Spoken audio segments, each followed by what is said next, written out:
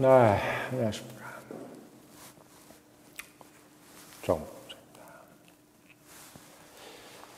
요즘 그 삼성전자가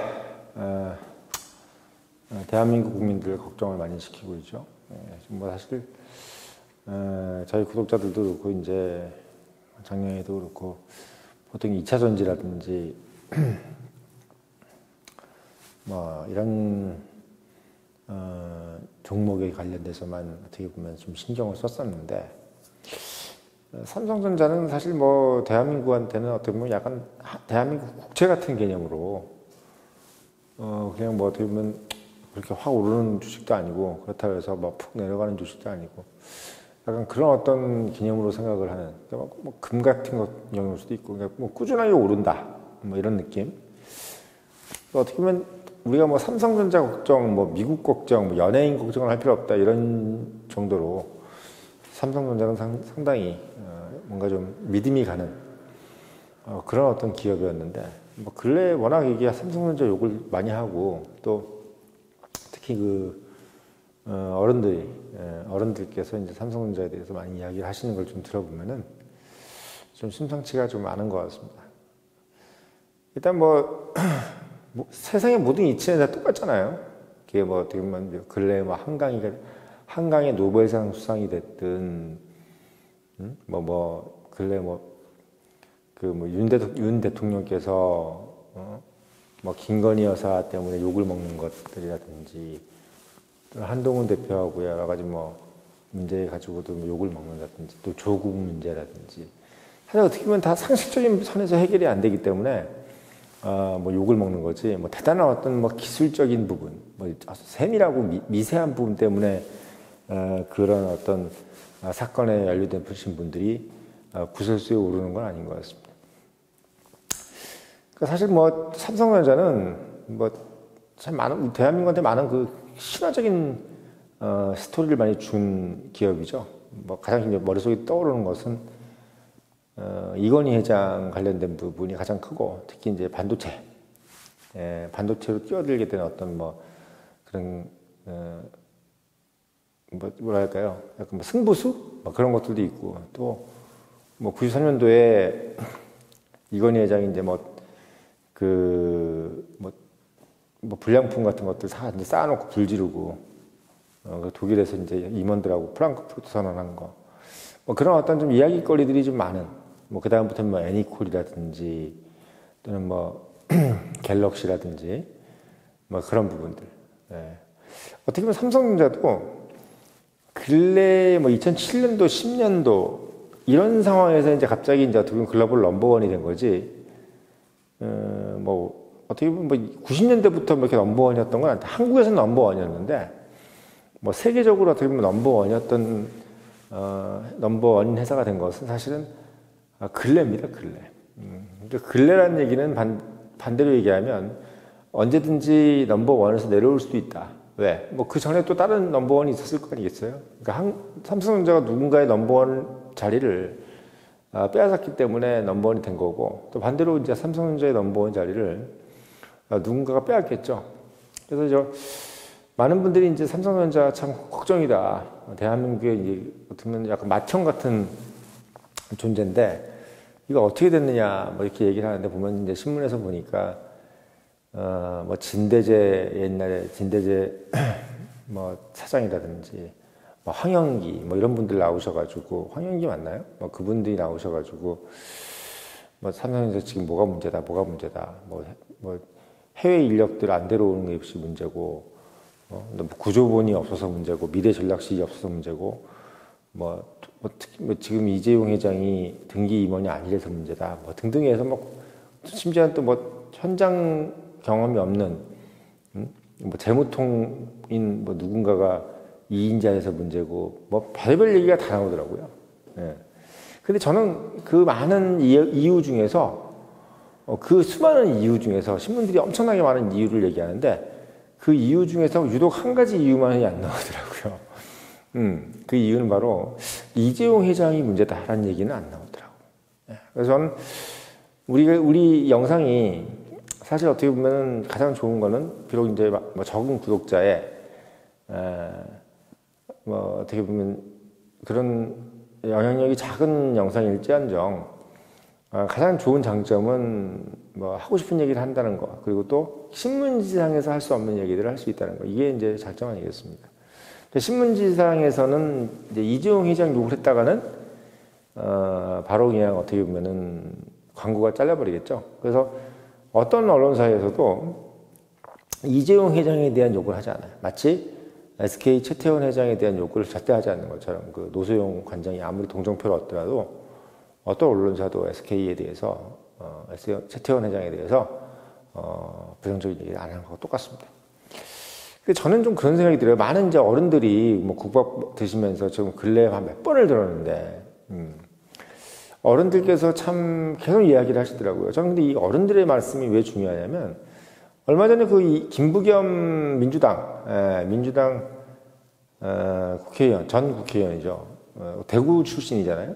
그분께서 이제 수성구 옛날에 거기 당선되셨던 분인데, 그 김부겸 하면 그래도 약간 좀 중도적인 느낌의 어떤 좌파 인사고, 그러니까 대구에서는 나름대로 보수적인, 대구가 약간 보수적인 동네인데, 거기서 이제 나름 국회의원까지 하셨으니까 상당히 어떻게 보면 약간 좀 식견이 있다 이런 분이잖아요. 근데 그분이 이런 얘기 하셨잖아요. 윤 대통령께서 지금 여론을 잘 모르는 것 같다.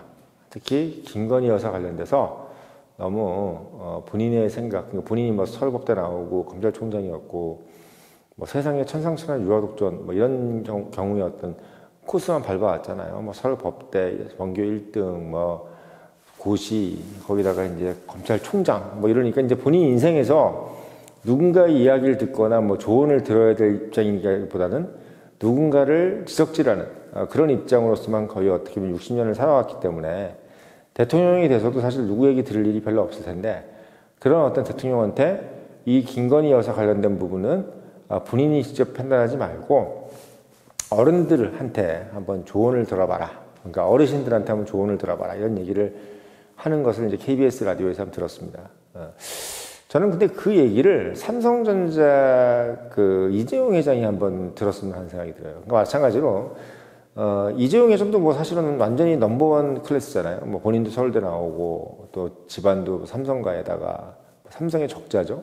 그런 상황이고, 대한민국에서 가장 부자, 그리고 아시아에서 뭐 거의 가장 부자가 아닌가요? 아시아에서. 아무튼 뭐 누가 타의 추종을 불허할 정도, 아마 제가 봤을 때 북한보다 더 부자 아닐까 싶은데 북한의 김정은이보다 더 부자가 아닐까라는 생각도 드는데, 그런 분이 똑같이 김부겸 의원의 이야기처럼 어른들의 이야기에 좀 귀담아 들어야 되지 않느냐라는 생각이 좀 듭니다. 그러니까 누구도 아마 이재용 회장한테 어른들 얘기 좀 들으십시오 나가서 이렇게 얘기할 수 있는 옆 사람이 없지 않느냐. 그리고 그렇게 얘기해 줄 수 있는 뭐 누군가, 심지어 배우자도 없잖아요. 지금 배우자도 지금 이혼된 상태고, 그러니까 본인은 어떻게 보면 그냥 누군가한테 싫은 소리를 듣지 않고 본인이 잘못한 것이 아니라 뭐 구조가 잘못됐다, 또는 뭐 기술이 뭐 어떤 기술 개발의 어떤 부분이 문제다, 뭐 구조 부분에 누가 문제다, 뭐 이런 얘기만 계속 듣지, 그 중에서 본인이 뭐 선택하게 만들면 되는 거예요. 같이 이제 윤석열 대통령이 그러고 있지 않겠습니까? 내가 문제인 건 없고 어떤 놈이 문제야, 뭐 이런 식으로 계속 보고가 들어오잖아요. 그러니까 누가 문제라는 거야? 나 빼고 누구야? 뭐 이런 식으로 물어보는 것처럼 이재용 회장도 본인 빼고 나 빼고 뭐 누가 도대체 문제야? 누가 뭐 어떤 놈이 문제야? 뭐 이런 식으로 지금 얘기를 하고 있을 거라는 얘기를 하는 거죠. 그러니까 많은 이제 그 어른들께서 윤석열 대통령에 대해서 많이 하시는 얘기는 그거잖아요. 본인이 먼저 얘기하는 것처럼 본인이 그러니까 여론이 어떻다는 것을 생각을 안 하고, 그러니까 여론이 지금 그러니까 일반적인 사람들이 어떻게 생각할 거라는 것을 생각 안 하고 내가 뭘 잘못한 것이 없지 않느냐. 그리고 상식적으로 봤을 때, 여기 상식은 본인이 생각하는 상식이지. 본인이 생각했을 때는 저희 와이프가 잘못한 것이 없고, 그렇기 때문에 나는 굳이 뭐 여기에 대해서 다른 어떤 의견들을 들을 이유는 없다. 심지어나 뭐 당 대표가 와서 뭐 인적 쇄신이라든지 뭐 영부인 관련된 이야기를 하더라도 그건 네가 할 얘기는 아니다. 뭐 이런 식으로 이제 어떻게 보면 거절을 한 거잖아요. 그런 식으로 얘기가 되는 것을 보고 이제 하시는 얘기들이 결국 이제 본인에서부터 이제 그 잘못을 찾아야 되는 것을 하지 않는 것이 가장 큰 윤석열 대통령의 문제가 아니냐. 이렇게 얘기한다고 이제 보통 어른들이 하시더라고, 이야기. 그러니까 결국 져주는 게 이기는 건데, 응? 네가 지금 너무 똑똑하고 너만 잘났고 이렇게 생각하는 것이 문제다. 그러니까 좀 져주는 게, 그러니까 내가 뭘 좀 모자르다. 내가 모자르니까 동훈아 네가 좀 해라. 네가 얘기하는 걸 내가 들어줄게. 라는 개념인데 이렇게 가야 되는데, 아 니네들이 나보다 뭘 잘 알아. 그리고 나는 문제가 없고 다른 데서 자꾸 문제를 좀 찾아보자고. 나는 뭐 전혀 문제가 없지. 내가 어떻게 문제가 있을 수가 있어. 뭐 나야 뭐 저 걸어온 길 자체가 퍼펙트인데, 응? 무결점인데 어떻게 나는 문제가 있을 수 있겠느냐. 뭐 이렇게 얘기가 되니까 이제 얘기가 안 풀리는 거거든요. 그러니까 삼성도 마찬가지인 것 같아요. 삼성전자 이재용 욕을 하는 사람은 없는 거예요. 그러니까 그 언론사에서. 근데 제가 많은 분들이 얘기를 들을 때 가장 큰 문제는 이재용이라는 거지. 왜 이재용이라는 거냐. 기본적으로 어떤 기업들도 결국은 그러니까 우리가 생각했을 때 대통령이 가장 큰 권한을 가지고 있는 거였지만, 정부라는 것은 상권분립이라고 제가 늘 말씀드리지만, 뭐 대법원도 있고 국회도 있고, 뭐 지금 현실적으로 지금 윤 대통령이 자기가 하고 싶은 대로 할 수 없는 게 지금 대한민국이잖아요. 뭐 민주당에서도 다 견제를 하고 있고, 또 같은 정당 안에서도 지금 견제를 하고 있기 때문에 우리가 뭐 대통령이라고 하면 대단한 권력 같지만 실제로 엄청난 이제 견제를 받고 있는 반면에, 우리가 기업이라는 것은 견제가 없어요. 기업은 견제가 없습니다. 기업의 견제는 오직 하나죠. 뭐냐면 적자 또는 수익이 얘보다 덜 나는 거. 그러니까 물건이 안 팔리는 게 견제인 거지, 내부에서 예를 들면 사장이 뭘 하겠다 또는 회장이 뭘 하겠다, 오너가 뭘 하겠다고 했을 때 그것을 정당하게 당신 이걸 하지 말아야 되는 어떤 권한을 가지고 그 오너한테 뭔가를 지적질을 할 수 있는 사람은 실제적으로 없습니다. 실제로 없어요. 그러니까 특히나 오너가 뭔 잘못된 판단을 했을 경우에는 뭐라도 지적을 좀 할 수 있을 텐데, 오너가 아예 소위 얘기해서 열심히 하지 않는 거, 그러니까 불성실하다라는 경우에는 뭐 더 열심히 하라고 얘기하겠어요? 아니면 뭐 몇 시부터 몇 시까지 일을 하라고 얘기하겠어요? 아니면 어디부터 어디까지 더 몰입하라는 얘기를 하겠습니까? 그러니까 기본적으로 오너한테 뭔가를 지적질하거나 특히 뭐 일을 더 열심히 해라, 일을 더 집중력 있게 해라, 이런 얘기를 할 수 있는 사람은 아무도 없는 거예요. 그러니까 기업에서의 오너라는 것은 정부에서의 대통령의 권한보다 훨씬 더 큰 권한이죠. 그러니까 말하자면 지금 삼성에서 뭐 누가 잘못됐다, 어떤 조직이 잘못됐다, 뭔 기술 개발하는 부서가 잘못됐다, CFO가 잘못됐다, 뭐 별의별 얘기가 다 나오는데, 이 모든 것들을 다 저물릴 수 있는 게 사실 기업에서는 바로 사장이에요. 여기서 있는 거 회장을 말하는 거예요. 이재용 회장 같은. 그러니까 대표적으로 우리가 삼성전자가 이전에 한번 도약을 할 수 있었던 가장 계기를 우리는 프랑크푸르트 선언이라고 하지 않습니까? 그러니까 삼성전자는 누구나 다 그때만 해도 외국에서도 그렇고, 뭐 외국은 모르겠지만 한국 내에서는 뭐 삼성 1등이잖아 라는 생각을 하고 있을 때이기 때문에 누구도 삼성이 위기라고 얘기한 적이 한 번도 없었어요. 오직 삼성이 위기라고 얘기한 사람은 딱 한 명 있었습니다. 바로 그게 누구냐? 삼성의 오너였어. 그러니까 오히려 삼성의 오너가 제일 듣기 싫어하는 얘기가 삼성 위기입니다, 회장님. 이렇게 얘기하는 사람이 제일 듣기 싫을 거 아니야. 근데 모든 뭐 기업, 거기 뭐 계열사 사장들이라든지 또는 뭐 언론사에 있는 뭐 사장들이라든지 뭐 경제연구소 소장들이라든지 또는 뭐 행정관료라든지 국회의원이라든지 이런 사람들이 삼성 좀 잘 되고 있는데 왜 그래? 막 이렇게 얘기하고, 삼성 돈 많잖아. 뭐 지금 뭐 떵떵거리고 살아야지 무슨 소리야 라고 할 때 가장 먼저 삼성에 대해서 가장 비판하고, 삼성 이러다간 다 죽는다. 93년도 프랑크푸르트 선언할 때만 해도 삼성 잘 나갔었어요.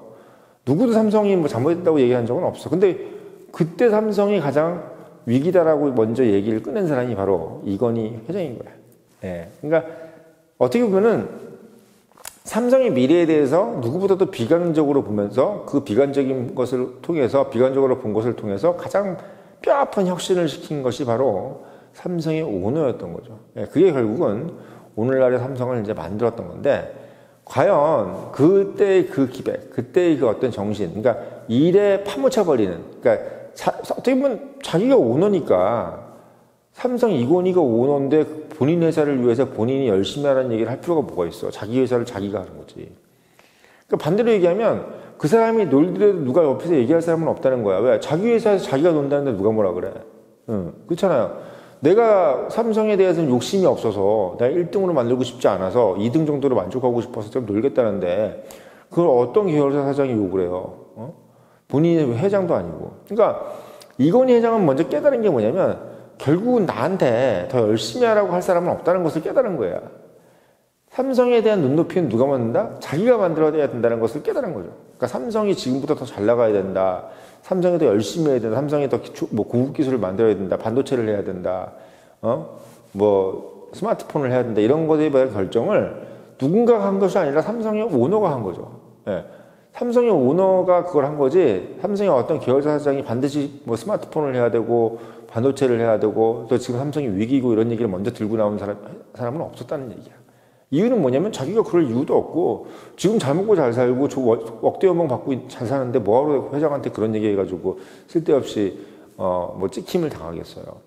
마찬가지로 지금 삼성이 바로 그런 꼴이 아니겠냐라고 하는 것이 어르신들 얘기야. 이게 예전 삼성에서 경험하셨던 분들이라든지, 또는 오랫동안 뭐 경제기획원이라든지 뭐 경제부처라든지 또는 언론사에 있었던 분들 중에서 지금 삼성이 뭐가 문제냐라고 했을 때 가장 큰 문제는 바로 예전에 이건희 회장만큼의 그런 어떤 삼성에 대한 눈높이, 삼성은 어느 정도의 회사가 돼야 되고 어떤 정도의 인류, 그러니까 인류라면 어느 정도의 인류가 돼야 되느냐. 인류도 뭐 인류 군이 있잖아요. 인류 중에 인류가 될 것이냐, 인류 중에 중간 정도가 될 것이냐, 인류 중에 하류가 될 것이냐를 결정할 때 이건희 회장은 인류 중에 인류가 돼야 된다.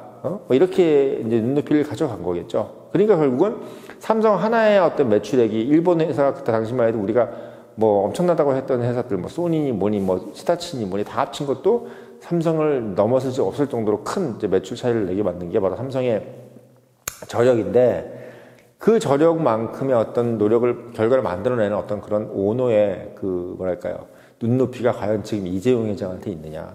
그리고 그만큼의 위기의식이 지금 이재용 회장한테 있느냐. 그리고 그 위기의식을 가지고 그 위기의식이라는 것을 이 회사에 지금 적용시켜서 여기 있는 모든 계열사 사장들이 막 벌벌 떨게 만들고, 정말 우리 회장님이 지금 회사를 위기로 몰고 가는구나. 위기라고 생각하게 하는구나. 여기서 우리가 내 자리라도 보전받고 내가 우리 처자식 때 먹여 살려면 나도 뭔가 열심히 해야 되겠구나. 어떤 그 위기의식을 좀 정확하게 넣고 있느냐.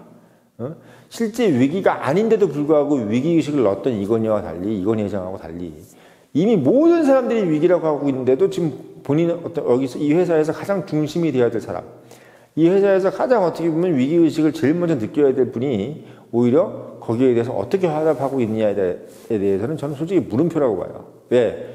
어쨌든 간에 본인이 먼저 위기라는 얘기를 했어야 될 타이밍을 놓친 거예요. 다른 사람들이 먼저 위기라고 하게 만들어버렸고 실제 그 위기라고 하는 사람들이 너무 많아진 거지.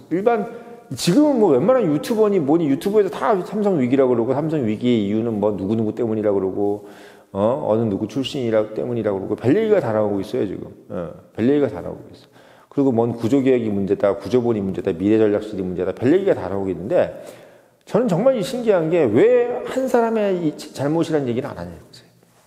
왜?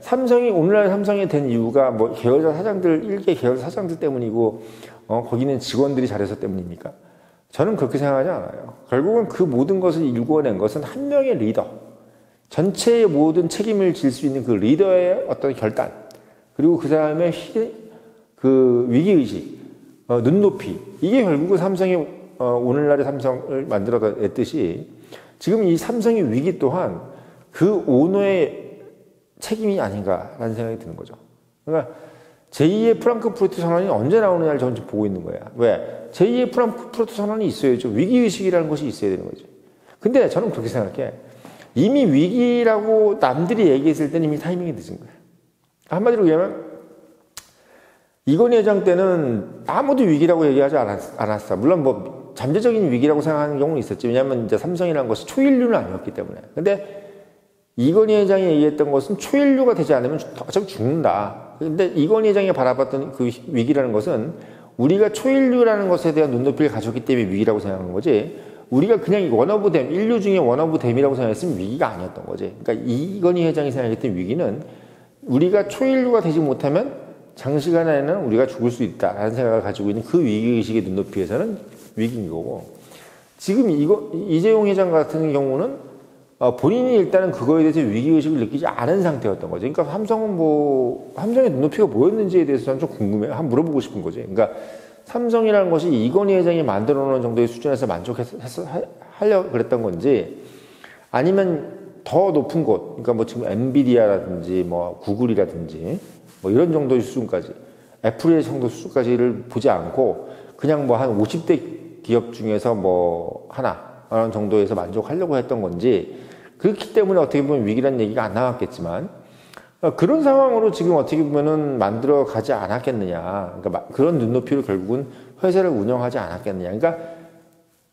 어떻게 보면은 이건희 회장이 뭐 삼성이 아직 뭐 듣보잡일 때 뭐 전 세계 기업 중에서 50등으로 만든 정도의 수준으로 만들었다면, 이재용 회장 같은 경우는 50등에서 시작했으니까 전 세계 탑 1등이 돼야 되겠다는 눈높이를 갖췄어야 되는 거죠. 그럼 우리가 만약에 탑 1등이 되기 위해서 뭘 해야 되느냐를 생각했을 때 가장 먼저 드는 생각은 위기의식이라는 거죠. 위기의식. 근데 그 위기의식이라는 것을 얘기할 타이밍을 지금은 누구한테 뺏겼다?